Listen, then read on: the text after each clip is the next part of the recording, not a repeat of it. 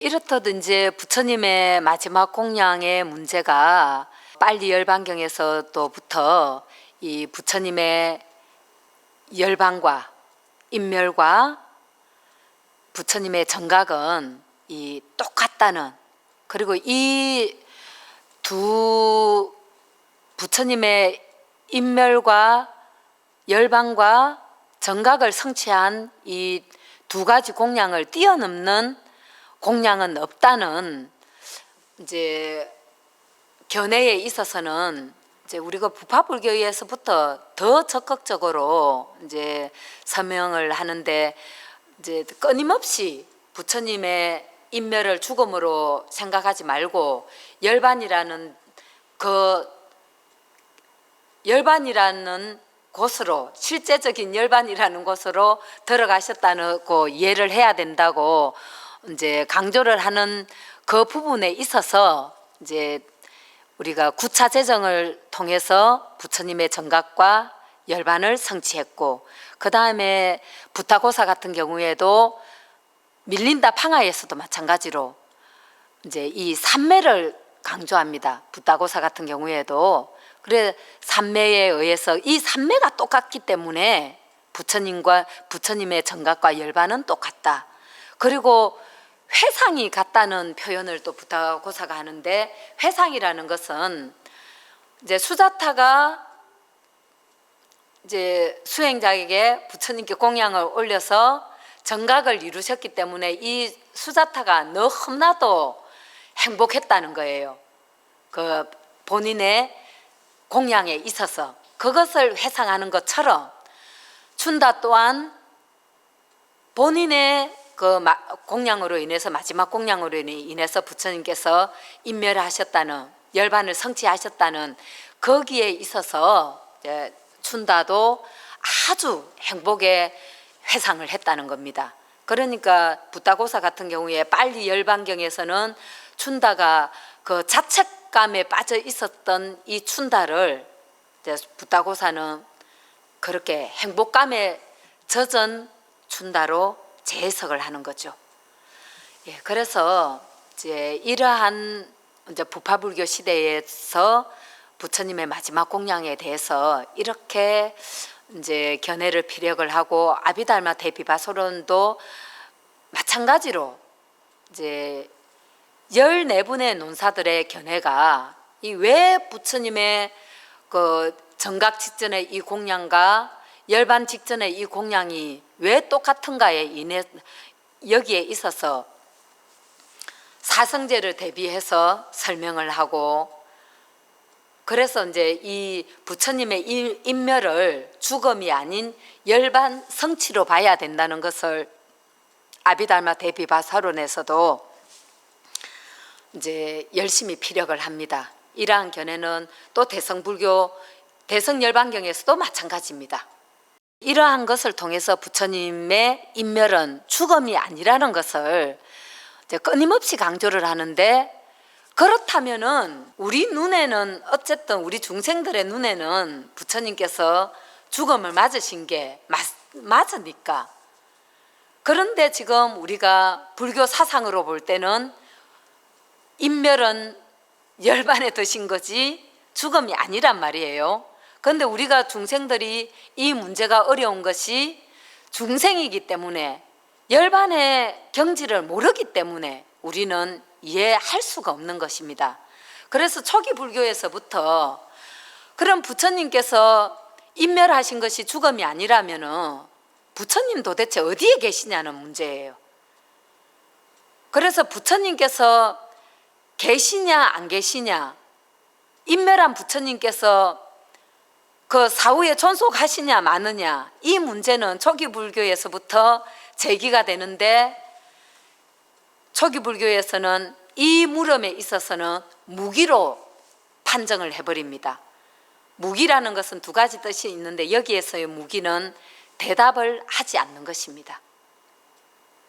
그래서 이제 이 무기에 관해서는 쌍윤단 니까야에서 아주 이제 자세하게 설명을 하고 있는데, 특히나 이제 10종 무기가 있는데 7번째, 8번째, 9번째, 10번째 해당되는 것이 부처님의 사후존속에 관한 이제 질문인데, 이것이 바로 우리가 말하는 또 사종 무기에 해당됩니다.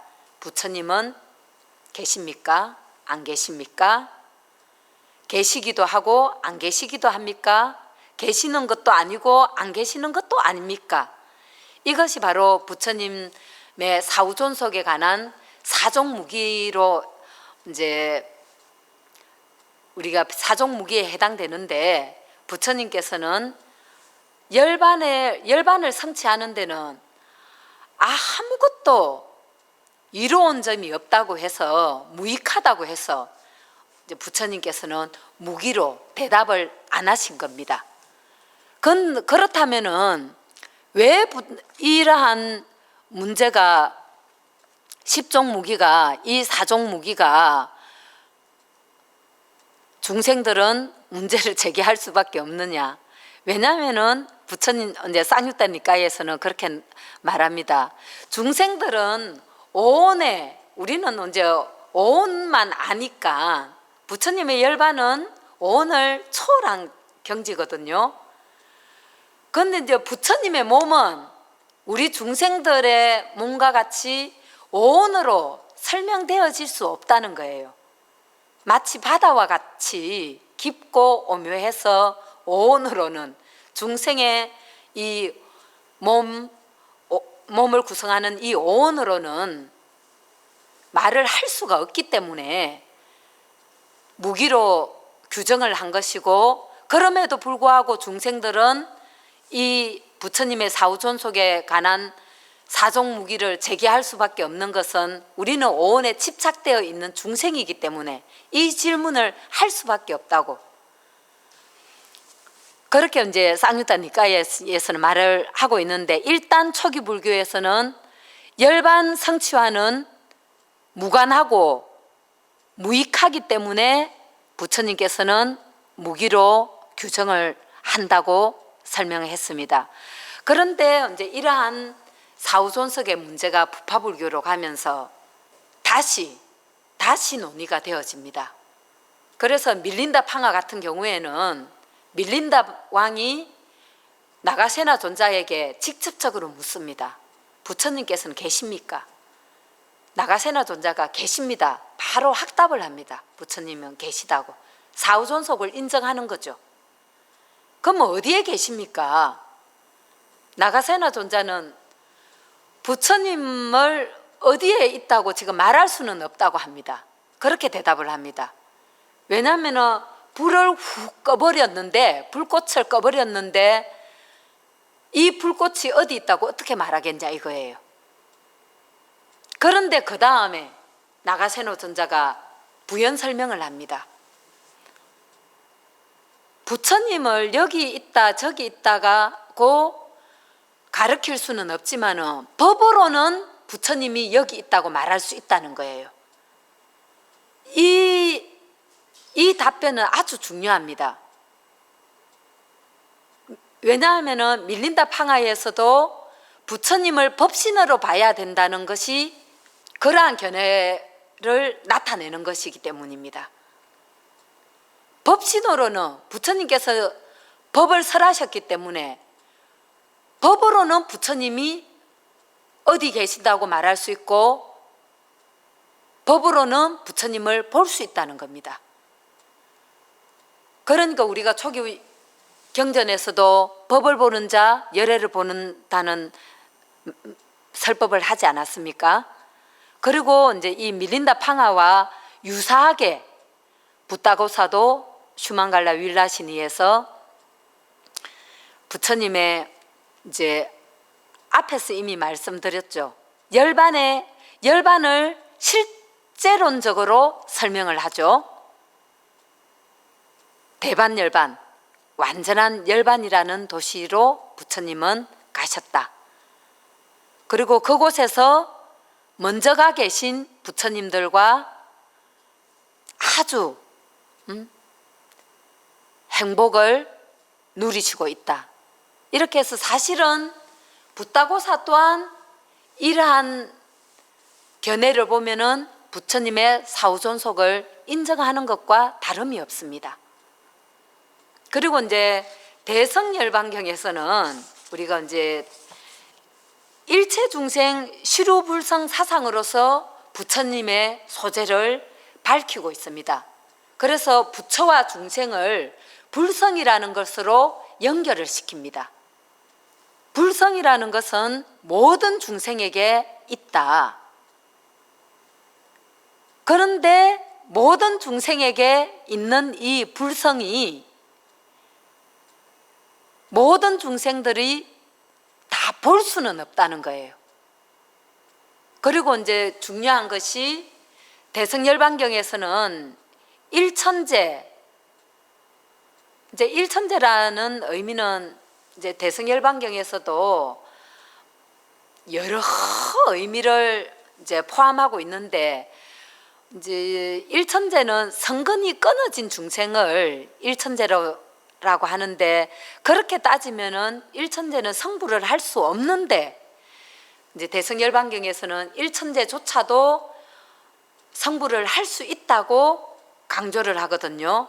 그래서 이제 우리가 일체 중생 시류불성할 때 실유 모두 있다 할 때 이 유의 시제를 우리는 주목해야 합니다. 대성열반경에서는 이 유에 있어서 유가 의미하는 것이 세 가지인데, 과거에 있었다, 현재에 있다, 미래에 있을 것이다. 그래서 지금 과거나 현재에 불성이 없더라도, 성건이 끊어져서 불성이 없더라도 미래에는 불성이 생긴다는 겁니다. 그래서 중생의 미래불성론을 대성열반경에서는 강조를 하고 있습니다. 그런데 이제 모든 중생에게 있는 이 불성이 모든 중생들이 볼 수 없다는 거죠. 그리고 대성열반경에서는 불성을 보아야만 대반열반을 성취할 수 있고 안욕따라 삼약삼볼이 깨달음을 얻을 수 있다고 합니다. 그런데 모든 중생에게 있는 이 불성을 모든 중생들이 다 볼 수 없어요. 그러면은 어떻게 해야 되느냐? 이 불성을 어떻게 하면 불성을 볼 수 있느냐? 이 불성의 존재는 대승열반경에서 중생과 깨달음을 연결시키는 자석의 역할이라고 설명을 합니다. 그래서 불성이 있으면은 중생과 깨달음을 자석이 서로 붙듯이 연결을 시킬 수 있는데, 그렇지만은 모든 중생이 그 불성을 봐서 그 불성의 역할을, 자석의 역할을 다 할 수 없다는 거죠. 그러면 어떻게 하면은 이 불성을 볼 수 있느냐? 이 불성이 중생과 깨달음을 연결시킬 수 있느냐? 바로 중생이 수행을 해야 된다는 것입니다. 그런데 특이하게도 대성열반경에서 이 수행법이 육바라밀이 아니라 팔정도라는 것이 우리 초기 불교에서부터 강조되는 이 팔정도를 수행하면 중생들은 불성을 볼 수 있다. 불성을 봄으로 인해서 안욕따라 삼약삼보리를 성취하고 얻고 보리를 얻고 대반열반, 완전한 열반을 성취할 수 있다는 겁니다. 그런데 또 재미나는 것은 대승열반경에서 그런 모든 중생이 가지고 불성을 가지고 있고 중생이 팔정도를 수행한다고 해서 안욕따라 삼약삼보리를 얻는 것이 또 아니라고 또 합니다. 대승열반경에서는 불성을 가진 중생이 팔정도를 수행하더라도 시절 인연이 도래가 되어야 깨달음을 성취할 수 있다는 겁니다. 이러한 이 논리 구조로 인해서 아마도 중국의 선종에서 선종의 대선사들께서 이 대성열반경을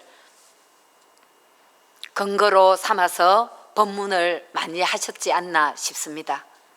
그래서 대성열반경에서는 바로 부처님의 이 소재를 중생 불성으로 인해서, 불성이라는 것으로 인해서 이 부처님은 어떤 특정한 소재가 있어서 어디에 계시는 것이 아니라 바로 불성을 가진 모든 중생의 안에, 우리 중생 속에 부처님이 있다는 것으로 이제 부처님의 사후존 속에 그걸 인정하면서 부처님의 소재를 바로 우리 중생 각각의 안에 있다고 그렇게 설명을 하고 있습니다. 그래서 이제 우리가 부처님의 인멸에 관해서 우리가 열반에 드셨다는 그 개념을 우리는 죽음으로 이해를 해야 되는지 어떻게 해야 되는지, 열반의 경지를 우리가 모르는 상태에서 열반에 드셨다는 그 의미가 죽음이 아니라는 것을 우리가 이러한 문헌들을 통해서 초기 불교와 부파불교, 대성불교에서 우리가 계속 시대를 거듭하면서도 중생들이 부처님의 인멸을, 부처님의 열반을 어떻게 이해해야 되는가에 대해서 끊임없이 중생들에게 설명을 하고 화답을 하기 위해서 이렇게 대성열반경까지 온 것이라고 저는 생각을 합니다. 그래서 우리가 부처님의 그 색신에 주목해서, 색신에 집착해서 우리가 부처님을 보지 않고 있기 때문에 사실은 우리도 지금도 부처님의 법이 지금까지 영원히, 앞으로도 영원히 부처님 법은 존재할 것이고 부처님은 항상한 것이고 부처님 법과 부처님이 항상한 다음에야 우리 삼보는 영원히 있는 것으로 그렇게 우리는 믿을 수 있는 것 같습니다. 그래서 오늘 제가 부처님의 인멸에 관한 말씀을 드렸는데 여러분들께 이해를, 여러분들의 공감을 얻게 되었는지는 잘 모르겠습니다. 그렇지만은 이제 다음 기회에 또 우리가 부처님의 인멸에 대해서는 제가 좀 더 재미있고 쉽게 여러분들께 설명할 수 있도록 더욱더 정진하도록 하겠습니다.